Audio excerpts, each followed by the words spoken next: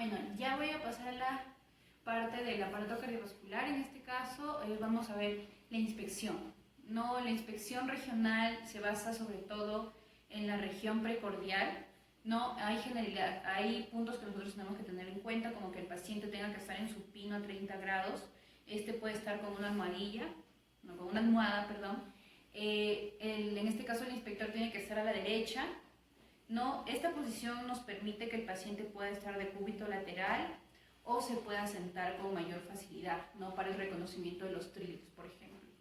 ¿No? Entonces tenemos dos tipos de inspección, tanto la estática como la dinámica. En la estática, igual que en aparato pulmonar, tenemos que ver la proporción del tórax. ¿No? Muchas veces de estos, en el caso de los niños, por ejemplo, de ella, puede presentar un abovedamiento de este tórax por un derrame pericárdico. ¿No? En el caso de los hombres se tiene que ver la presencia de ginecomastia y ya básicamente eso, ¿no? Entonces, dentro de la inspección estática ya tenemos que encontrar nosotros el choque de punta, ¿no? Que se va a ubicar en el quinto espacio intercostal. Entonces, encontramos nuestro ángulo de Lewis, ¿no? Acá la segunda costilla, segundo espacio intercostal, tercero, cuarto y quinto. Ah, no, acá será el quinto, perdón. ¿No? Bueno, ahí no se le puede palpar bien por la presencia de los senos, ¿no? Y esta con la línea medio clavicular, vamos a hacerlo por acá, más o menos va a ser el choque de punta, ¿no? Este choque de punta va a ser el levantamiento del apex del corazón durante la sístole del ventrículo izquierdo. ¿Ya? Entonces, este choque de punta puede presentar diversas alteraciones. Por ejemplo, en los obesos este choque de punta se puede ir hacia afuera, mientras que en los delgados este choque de punta se va a ir hacia adentro. ¿No? Cuando se vaya hacia arriba el choque de punta va a ser por una hipertensión abdominal y cuando se vaya hacia abajo va a ser por una hipertrofia del ventrículo izquierdo. Cuando se va hacia la izquierda podemos reconocer una hipertrofia tanto del ventrículo izquierdo como de la aurícula derecha, perdón, ventrículo derecha y aurícula derecha. ¿No? Y cuando se va hacia la derecha está relacionado a patologías pulmonares como un derrame pleural o una telectasia. ¿No? Entonces ya posteriormente tenemos que ver el choque de punta respecto a su intensidad, ¿no? Este va a presentar diferentes intensidades y básicamente se va a determinar por el tamaño del corazón y por la fuerza de contracción del mismo. Entonces este puede tener diferentes alteraciones, por ejemplo un latido negativo que se va a ver en hipertrofia del ventrículo derecho, un latido en escalera, ¿no? También se puede ver un latido en cúpula y un latido universal que va a ser por la hipertrofia de todo el corazón. Y también es necesario que nosotros podamos identificar los latidos ajenos al choque de punta. Por ejemplo, puede ser en el caso del latido epigástrico, que va a transmitir una distensión de la aorta abdominal.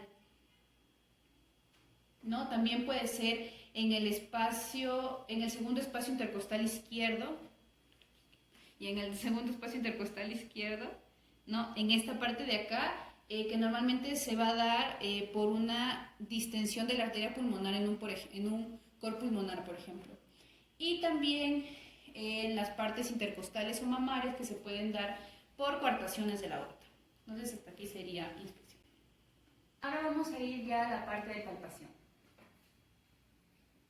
Vamos a utilizar la maniobra de Borg, que vamos a utilizar los pulpejos de los dedos. No, esta maniobra se puede utilizar tanto cuando el paciente está de cúbito lateral o cuando el paciente está sentado. ¿No? Vamos a palpar, por ejemplo, la región del mesocardio con el choque de punta en esta parte. La voy a preparar.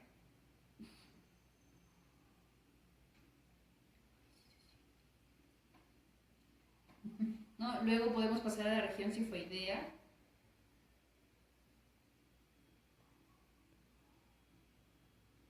Bueno, debe ser que por la ropa no se puede muy bien.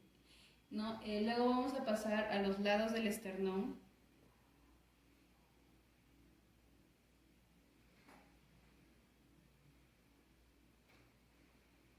Y también a los lados del tórax, ¿no? En esta parte de acá.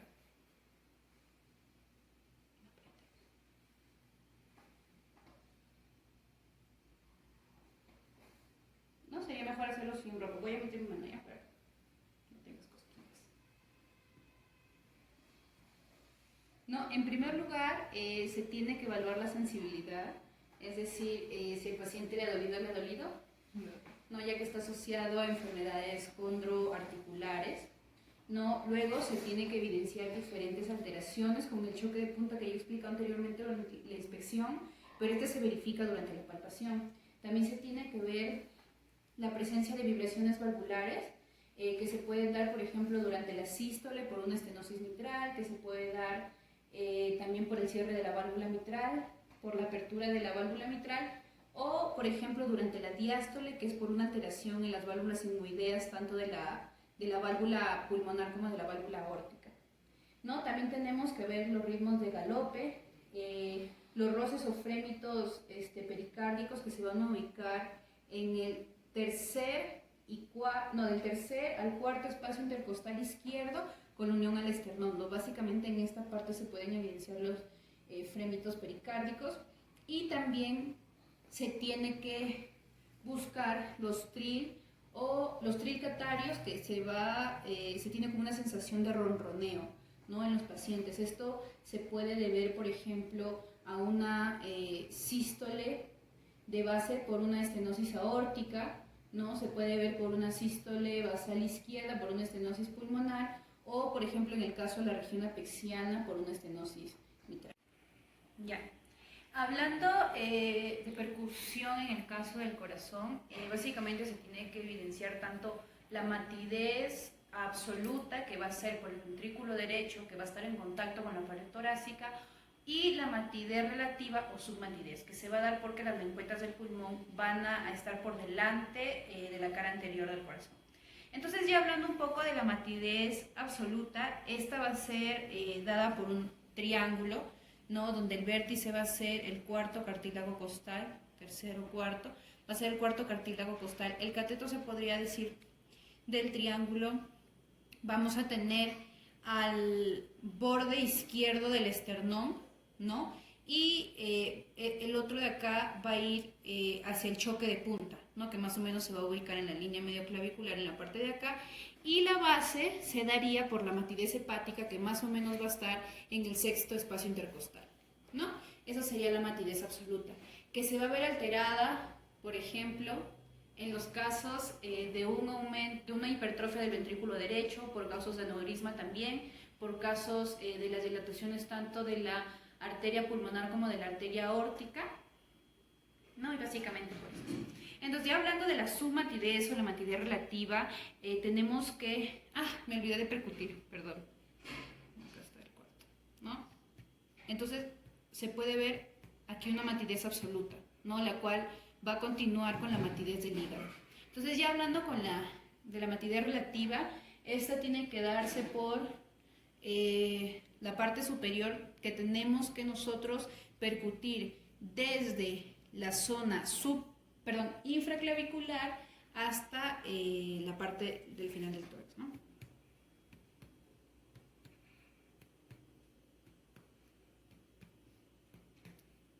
¿No? Aquí ya se puede también evidenciar ya la matidez hepática, ¿no? En el borde derecho se tiene que dar desde la línea axilar anterior hasta lo que sería el esternón, ¿no? Más o menos entre el tercer al quinto espacio intercostal, o sea, más o menos por acá.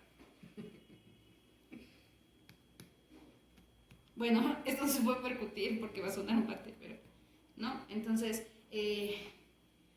bueno, eso sería, ¿no? Entonces, en el caso de la submatidez o la matidez relativa, va a haber alteraciones en el caso, por ejemplo, de una hipertrofia tanto derecha como izquierda, o en casos también de aneurisma. Ya, ahora vamos a hacer la parte de auscultación. Básicamente se tiene que buscar los focos auscultatorios, que son equivalentes a las válvulas del corazón. Nos mencionan que podemos usar, por ejemplo, la parte del diafragma para el primer y el segundo sonido, y la parte de la campana para el tercer y cuarto ruido, ¿no? Entonces, bueno.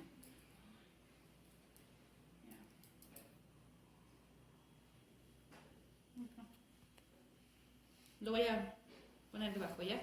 Entonces, primero vamos a buscar el foco tricuspidio, que se va a ubicar más o menos en el quinto espacio intercostal, ¿no?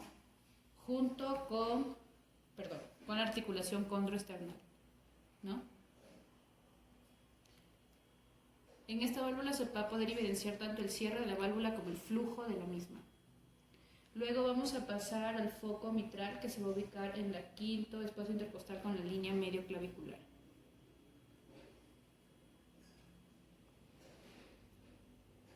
¿No? De la misma forma se ve el cierre de la válvula como el flujo de esta. Luego vamos a pasar al foco pulmonar, que se va a ubicar en el borde izquierdo estelar con el segundo espacio intercostal, ¿no? Que está más o menos por acá. ¿No? Pasamos a la aórtica, que se va a ubicar en el segundo espacio intercostal con el borde derecho del corazón.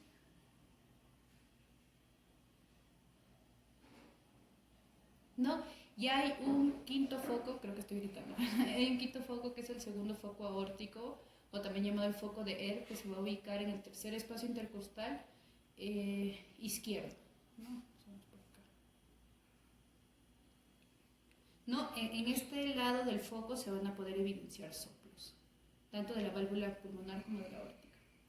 También tenemos que buscar, por ejemplo, en la parte externo-clavicular, ¿no? Ya que aquí se puede evidenciar el arco aórtico, ¿no? Y la arteria pulmonar. También, por ejemplo, el foco mesocárdico, que va a ser característico de una angina de pecho, y el foco epigástrico, ¿no? Como ya lo mencionamos, por una distensión de la aorta pulmonar, ¿no? Entonces, en cada uno de estos focos tenemos que buscar tanto la tonalidad como el timbre, la intensidad con la que se da y la transmisión, ¿no? Ya para la parte sistémica nosotros tenemos que buscar tanto el ritmo como la frecuencia cardíaca, y tenemos que buscar los ruidos cardíacos, ¿no? Dentro de los ruidos cardíacos vamos a tener el primer ruido, que es el cierre de las válvulas tanto mitral como aórtica, sabiendo que este primer ruido va a tener un desdoblamiento, ya que la válvula mitral se va a cerrar antes que la aórtica. Y en el caso del segundo ruido va a ser de las válvulas sigmoideas. En este caso la aórtica va a cerrarse antes que la pulmonar. También vamos a tener acá un desdoblamiento de la misma válvula, ¿no? Y tenemos también el tercer y el cuarto ruido. También tenemos que evidenciar tanto la intensidad como la frecuencia cardíaca, ¿no? La frecuencia cardíaca y la intensidad ya la hemos visto anteriormente. En vascular periférico, que lo voy a hacer posterior, bueno, más adelante también lo vamos a poder comparar, se podría decir. Y en este caso van a haber ruidos característicos, ¿no? Los ruidos cardíacos. El primer ruido va a tener una duración de 0.14 segundos. El sonido va a ser como de dom, dom, dom, lo mencionan en las literaturas, y va a ser por los cierres de las válvulas aurículo-ventriculares, sabiendo que este primer ruido va a tener un desdoblamiento, ya que la válvula mitral se va a cerrar antes que la válvula tricuspidia, ¿no? El segundo ruido va a ser por el cierre de las válvulas sigmoideas, tanto aórtica como pulmonar. Este va a tener una bella así de lop, lop, lop, y va a tener una duración de 0.11 segundos. ¿No? Este también va a tener un desdoblamiento, ya que la válvula aórtica se va a cerrar antes que la válvula pulmonar. Entonces, también hay un tercer y un cuarto ruido que ya vendrían a ser los patológicos, ¿no? Un poco hablando de las patologías de estas válvulas, se va a dar básicamente por los soplos, que son causados por las turbulencias, que se van a dar tanto por la velocidad alterada como la viscosidad de la sangre, ¿no? Entonces vamos a tener varios soplos. En el caso de las válvulas tanto mitral como tricuspidia vamos a tener un acróstico de SIDE, que cuando se da en la sístole va a ser por insuficiencia de estas válvulas, y durante la diástole por una estenosis de las mismas, mientras que en las válvulas sigmoideas como la aórtica y la pulmonar vamos a tener el acróstico de SEDI, ¿no? Que cuando es durante una sístole se va a dar por una estenosis, y durante una diástole se va a dar por una insuficiencia, ¿no? Entonces, en cada uno de estos soplos tenemos que ver la intensidad, la duración, si es que hay, por ejemplo, una irradiación, ¿no? Básicamente lo que refiere a vascular periférico, ya para terminar, tenemos que ver dos cosas: la presión arterial y el pulso. Ya sabemos que la presión arterial va a ser igual al gasto cardíaco por la resistencia vascular periférica, de las cuales el gasto cardíaco depende tanto de la frecuencia cardíaca como del volumen sistólico. Entonces, una alteración en cualquiera de estos puntos va a aumentar o disminuir la presión arterial, ¿no? En la parte de pulsos, sabemos que estos pulsos van a ser dados por una propagación de la onda de la aorta más o menos de 8 a 10 metros por segundo, ¿no? Entonces hay diferentes pulsos que nosotros tenemos que palpar, empezando por el temporal, que se va a ubicar delante del pabellón auricular, ¿no?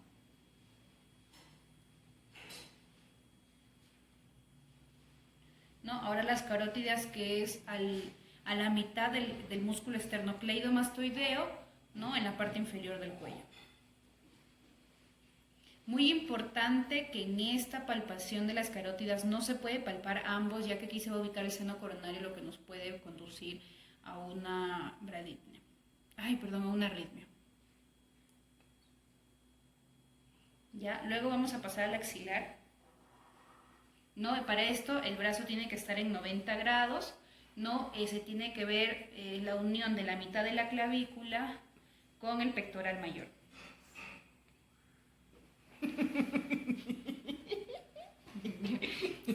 Mi paciente es cosquilluda, pero ya imaginemos que así se le hizo. Ya, ahora vamos a ver lo del pulso braquial. No, aquí voy a mostrar el brazo, que es básicamente en el borde interno del bíceps, ¿no? En el tercio inferior. Ahí lo podemos palpar.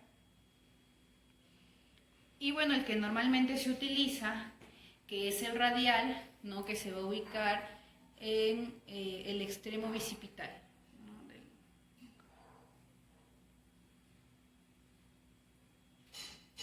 ¿no? En esta parte de acá. No, para esto se le tiene que apoyar el brazo, si nos mencionaba para gente.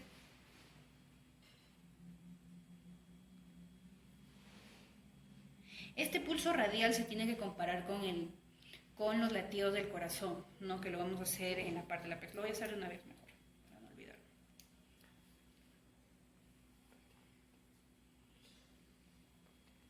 A ver.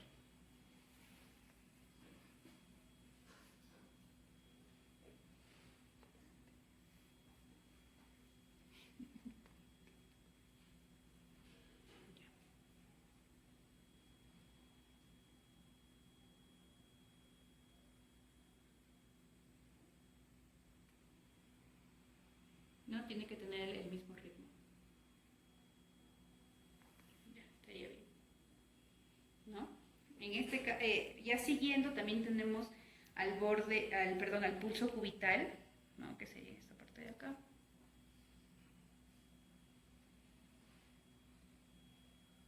¿No? Tenemos también, bueno, y ya los pulsos que quedarían sería el pulso pedio, que se va a ubicar en la parte dorsal del pie, el pulso también inguinal, que se va a ubicar en el triángulo de Scarpa, el pulso popliteo, que se va a ubicar en la fosa poplitea, pero para esto el paciente tiene que estar de cúbito prono, ¿no? Y